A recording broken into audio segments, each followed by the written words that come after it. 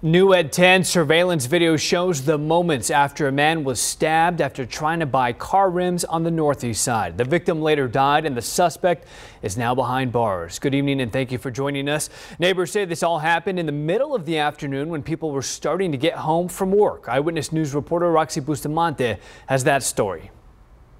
Something's always going down there at that house. Two men and an unidentified woman showed up to this house on Valley Forge yesterday afternoon, interested in buying car rims that were posted online. Police say when the seller went to get the rims from the garage, Jacob Galvan and the other potential buyer started fighting. Officers say Galvan stabbed the other buyer, who you see running from the house. All you can see is two people coming down the street, standing in the yard, and then they leave.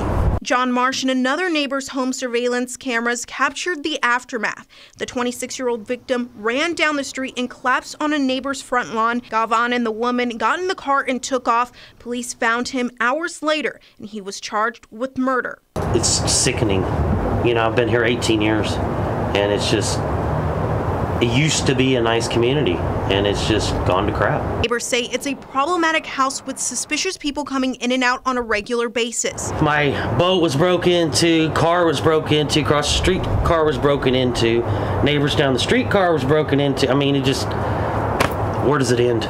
Marsh says his cameras barely captured the chaos yesterday, but he hopes police will increase patrols in the area. Police department needs to help us because it's getting bad over here and somebody needs to do something.